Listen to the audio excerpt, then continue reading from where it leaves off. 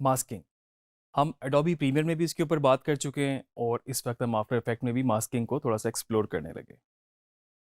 Masking अगर हम बात करें तो आफ्टर इफेक्ट का मेजर यूज़ एडिटिंग के साथ साथ बेसिकली मास्किंग के लिए इस्तेमाल किया जाता था इनिशियली, क्योंकि होता क्या था, प्रीमियर में वो वाले फीचर्स नहीं थे मास्किंग के और आपको स्पेसिफिक मास्क करने के लिए एडोबी आफ्टर इफेक्ट का यूज़ करना पड़ता था। तो मास्किंग बेसिकली होता क्या है, हम पहले भी बात कर चुके हैं अपने एडोबी प्रीमियर के लेक्चर में। लेकिन मैं आपको थोड़ा सा एक दफ़ा रिपीट कर दूं, रिवाइज कर दूं इसको कि मास्किंग बेसिकली होता क्या है कि आप किसी भी अपनी वीडियो का या इमेज का, कोई भी आपका एसेट हो, आप उसका स्पेसिफिक एरिया सिलेक्ट कर सकते हैं और उसको सिलेक्ट करके आपने उसको डुप्लीकेट करना हो, आपने कोई और चीज़ उसमें मर्ज करनी हो, और बहुत सारी आपके पास उसमें पॉसिबिलिटीज़ मौजूद हैं। ये काफ़ी फ़न एलिमेंट है इसका, काफ़ी कॉम्प्लिकेटेड भी है और इसमें आपकी हाथ की सफाई भी काफ़ी इन्वॉल्व है। आइए इसको देखते हैं। तो इस वक्त हम अपने सॉफ्टवेयर पे हैं और यहाँ से मैं अपने कुछ एसेट को इंपोर्ट कर लूँ, और उसके लिए मैंने जो इस वक्त सेलेक्ट किया है, मेरे पास एक इमेज है और प्लस उसके साथ मैं यहाँ पर एक वीडियो भी इंपोर्ट कर लेता हूँ। डबल क्लिक करूँगा तो मेरे पास यहाँ पर एक न्यू टैब में ये खुल जाएगी जो कि स्टिल इमेज है। इसको डबल क्लिक करके मैं यहाँ भी देख सकता हूँ, और जो कि मेरे पास एक वीडियो है। इनको कंपोजिशन पे यहाँ पे रखते हैं और इस वक्त मेरे पास ऊपर ये वाली लेयर है और नीचे मेरे पास जो लेयर है वो ये पहाड़ वाली है। इसको मैं ऊपर रख लेता हूँ यहाँ पे।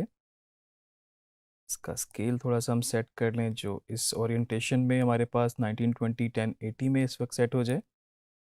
और जो नीचे वाली मेरे पास वीडियो है इसको मैं ऑफ करके देख सकता हूँ, और इसकी स्केलिंग भी हम एडजस्ट बाद में भी कर सकते हैं, क्योंकि बेसिकली हम इसको मास्क करने लगे हैं ऊपर वाली लेयर को।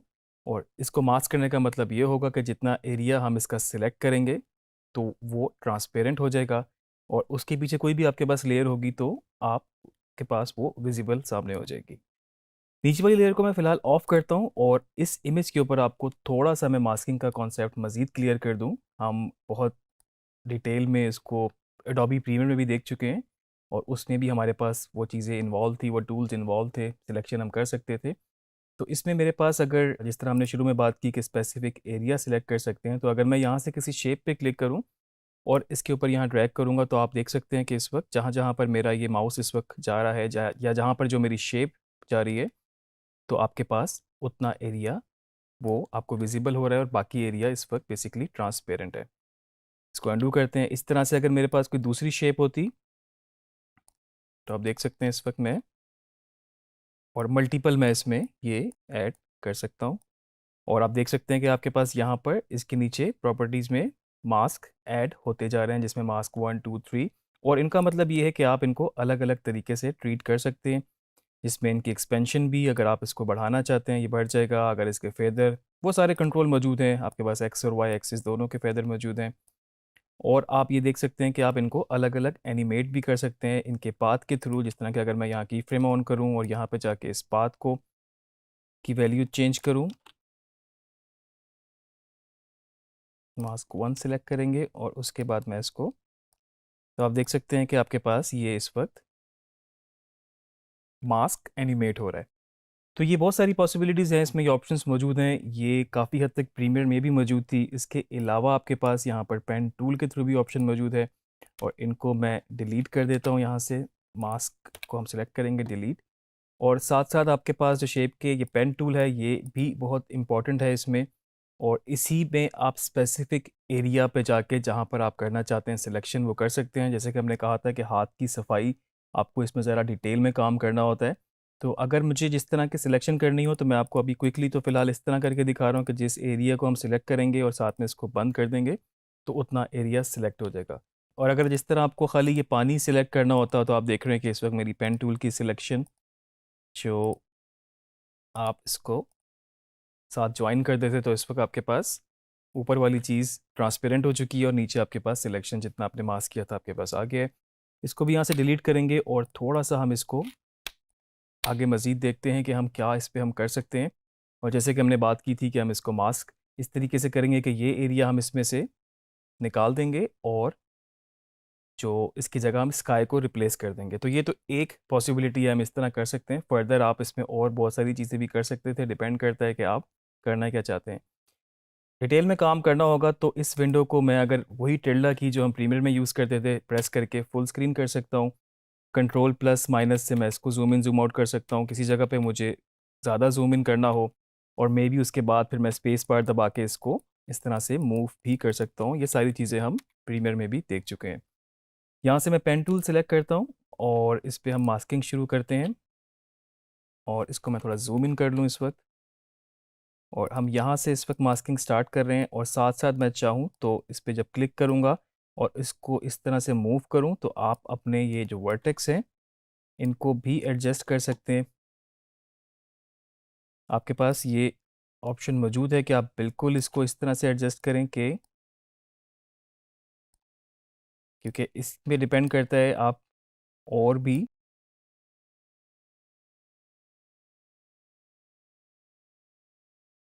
जितना डिटेल में आप करेंगे आप इसको रिफाइन कर सकते हैं।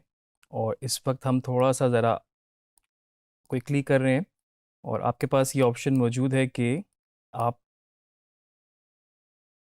चंद वर्टेक्स पॉइंट से भी आपका काम चल सकता है।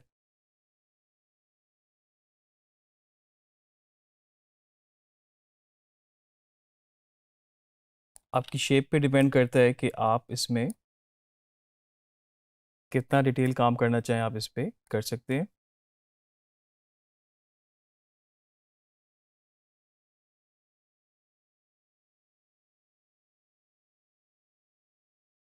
और इस तरीके से आप सिलेक्शन कर सकते हैं, लेकिन आप देख रहे हैं कहीं पर आपको मज़ीद एडजस्टमेंट करनी हो तो आप ऑल्ट के साथ अगर किसी अपने इस हैंडल पे क्लिक करेंगे तो आपके पास ये चॉइस है, उसको उस शेप में ऊपर या नीचे कर सकते हैं। अगर मैं यहाँ पर भी ऑल्ट प्रेस करूँगा तो आप देख रहे हैं कि ये मेरे पास कर्व इस तरह से हो गया, जो कि आप बिल्कुल इसको जब तक प्रैक्टिस नहीं करेंगे तो आपको इसका अंदाज़ा नहीं होगा।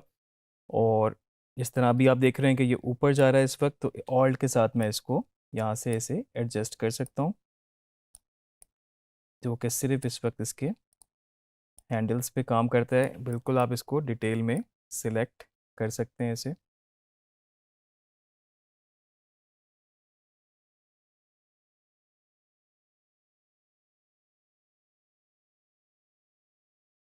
और आप देख रहे हैं कि इस वक्त हम इसको जब मुझे नेक्स्ट आगे मूव करना होता है तो स्पेस बार ही प्रेस करके हम इसको, आपके पास हैंड टूल की ऑप्शन आ जाती है, और जैसे ही स्पेस बार आप छोड़ेंगे तो ऑप्शन चली जाती है, तो स्पेस बार प्रेस करके आप इसको मूव कर सकते हैं, क्योंकि हमने जूम इन बहुत ज़्यादा किया हुआ है। और उसके बाद अपनी सिलेक्शन को दोबारा कंटिन्यू कर सकते हैं, वो उसी सिलेक्शन पे दोबारा से ही काम करेगा।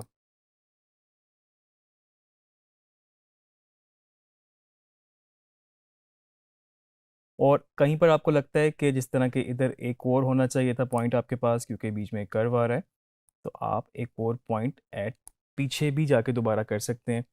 और उसके बाद फिर आपको कंटिन्यू करने के लिए आगे इस लास्ट जो आपने पॉइंट लगाया हुआ था जहाँ से आपने कंटिन्यू करना है उस पर क्लिक करना पड़ेगा, उसको सिलेक्ट करना पड़ेगा, और उसके बाद आप देख सकते हैं कि इसने इसके साथ ही इसको ज्वाइन कर लिया है।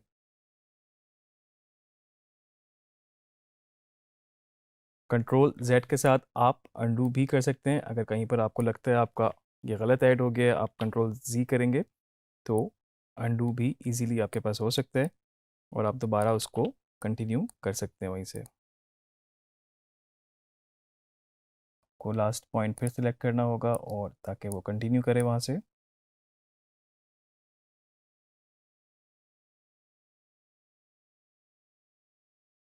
और यहाँ तक हम सिलेक्शन के बाद अब हम जितना एरिया हमने सेलेक्ट करना है हम नीचे आ सकते हैं, इस वक्त हम इसको माइनस भी कर लें, और यहाँ से हम फिर इसको जो कंपोजिशन के बाहर वाला एरिया है उसको हम इस तरह से क्विकली सिलेक्ट कर लेंगे। और आप देख सकते हैं कि इस वक्त जो पहला स्टार्टिंग पॉइंट था उसके ऊपर मैं अपने इस पेन टूल को लेके जाऊंगा तो एक छोटा सा आपके पास एक सर्कल उसमें आपको नज़र आएगा। इसका मतलब ये है कि ये बिल्कुल इसको क्लोज कर देगा, और ये जो स्टार्टिंग पॉइंट था इसके साथ इसको ज्वाइन कर देगा। यहाँ पे हम क्लिक करेंगे तो आप देख सकते हैं इस वक्त कि आपके पास सिर्फ इतना एरिया जिसको हमने मास्क किया था वो सिलेक्ट हो गया है, और बीच में आपको नज़र आ रहा है काफ़ी ज़्यादा आपके पास ये पॉइंट्स ऐड हैं, बहुत ज़्यादा एंकर पॉइंट्स हैं, ये वर्टेक्स आपके पास यहाँ पर ऐड हुए हुए हैं। इनको आप फर्दर भी बाद में भी रिफाइन कर सकते हैं क्योंकि ऑलरेडी वहाँ पर वो पॉइंट्स लगे हुए हैं। इसको आप चाहते तो इन्वर्ट भी कर सकते थे, जिस तरह ये इन्वर्टेड की ऑप्शन है। तो आप देख रहे हैं जितना एरिया सिलेक्टेड था वो इस वक्त ट्रांसपेरेंट हो गया है और जो ऊपर वाला एरिया है वो विजिबल है। और हम अगर दूसरी अप्रोच से चलते, हम यहाँ से इस एरिया को मास्क करते, फिर हमें इसको इन्वर्ट करना पड़ता और रिवर्स हो जाता वो, और अभी हमें ये इस तरह से ही चाहिए। तो सिंपल सी टेक्निक ये थी कि हमने पेन टूल से इस एरिया को सिलेक्ट किया। थोड़ा सा कॉम्प्लिकेशन यहाँ पे थी जहाँ पर हमारे पास पहाड़ों के बहुत ज़्यादा कर्व्स थे, और उसके अलावा नीचे हमारे पास बिल्कुल प्लेन एरिया है जिसको हमने इजीली साथ में कनेक्ट कर दिया। अगर अभी सिंपली जो इसके नीचे वीडियो रखी थी मैं इसको ऑन करूँगा, और आप देख सकते हैं कि इस वक्त आपके पास इतना एरिया मास्क करने के बाद जो एक्चुअल मेरे पास इमेज थी वो कुछ इस तरह से थी, जिसका स्काई बिल्कुल ही प्लेन था। और हमने इसको जब मास्क किया तो हमने ये वाला स्काई रिप्लेस किया। ऑब्वियसली आपको बड़ा स्टैटिकली ज़रा देखना पड़ता है जो उसके साथ चीज़ मैच कर रही हो। रियलिस्टिक उसमें रहना चाहते हैं तो आपको कोई ऐसी चीज़ ही सिलेक्ट करनी है जो उसके साथ जेलिन हो रही हो, प्रॉपर वो मर्ज हो रही हो, साथ में मास्क हो रही हो। और सेकेंडली कलर ग्रेडिंग जो हम प्रीमियर में भी कर चुके हैं और आगे आफ्टर इफेक्ट में भी देखेंगे, वो भी बड़ी इंपॉर्टेंट है कि दोनों को मैच करने के लिए उनके कलर, उनकी लाइट सोर्स वगैरह प्रॉपरली बैलेंस्ड हो। और आप देख सकते हैं कि ये स्टैटिक इमेज थी, मास्क करने में आसानी हो गई। आप चाहते तो मास्क को भी एनिमेट कर सकते हैं। अगर ये मूविंग इमेज होती, हिल रही होती राइट लेफ्ट या फिर जूम इन जूम आउट या किसी तरीके से भी अगर ये मूवमेंट होती, तो आप यहाँ पर मास्क को भी एनिमेट कर सकते थे, जो कि मास्क पाथ आपके पास है। प्रीमियर में हम इसको देख चुके हैं और मुझे उम्मीद है कि जिस तरह से हम यहाँ पर की फ्रेम्स लगा के चीज़ों को एनिमेट करना, मूव करना, बिल्कुल उसी टेक्निक के साथ आप इस मास्क को भी एनिमेट कर सकते हैं। जैसे इसको मैं क्लिक करूँगा अगर, तो आपके पास पूरा मास्क सेलेक्ट हो जाएगा।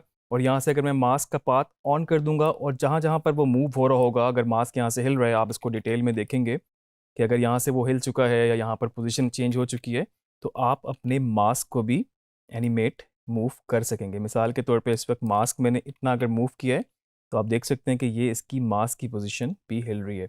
इस वक्त स्टिल इमेज है इसलिए आपको तो ये इस वक्त ऐसा लगेगा, लेकिन अगर वीडियो की मूवमेंट होती तो आप मास्क को भी एनिमेट कर सकते थे। इसके अलावा ये स्टिल इमेज थी, पीछे वाली मूवमेंट में है, तो हम चाहें थोड़ा सा इसको स्केल भी इसका एनिमेट कर सकते हैं, जिसमें हम यहाँ पर की फ्रेम ऐड करते हैं और थोड़ा सा हम इसको इस तरीके से कि ये बिल्कुल स्टैटिक ना लगे, हम मे बी इसको थोड़ा सा जूम इन स्लोली हम करते हैं इसको, और यहाँ क्लिक करके हम देख सकते हैं इसको कि क्या इसकी रिज़ल्ट आ रहा है। तो इस वक्त आप देख रहे हैं कि आपका ये स्टिल इमेज भी मूवमेंट में है। और अभी सिर्फ इसको स्केल अप किया हमने, आप इसको राइट लेफ्ट पैन भी कर सकते थे, और अगर थोड़ी सी और हल्का सा आप चाहें तो रोटेट भी, डिपेंड करता है किस तरीके से आप उसको एस्थेटिकली लेके चलना चाहते हैं। तो ये तो एक मास्किंग की एग्जांपल थी। इसके अलावा सिर्फ टेक्निक आपने समझनी है किस तरीके से आप मास्क करते हैं। आप बहुत सारी चीज़ें इसमें कर सकते हैं, बहुत सारी क्रिएटिव चीज़ें इसमें हो सकती हैं। स्पेशल इफ़ेक्ट्स में बहुत मेजर यूज़ है मास्किंग का। आपको सिर्फ सिलेक्शन बेहतर आनी चाहिए और बैक एंड का प्रोसेस आपको थोड़ा सा अंडरस्टैंडिंग होनी चाहिए किस तरीके से उसकी सिलेक्शन होगी और बाद में आपने प्रोसेसिंग किस तरह से करनी है। इसकी प्रैक्टिस ज़रूर करें। पेन टूल बहुत इंपॉर्टेंट है, जितनी प्रैक्टिस करेंगे उतना आपका हाथ बेहतर होता जाएगा इस पे और आप मज़ीद बेहतर चीज़ें बनाते रहेंगे।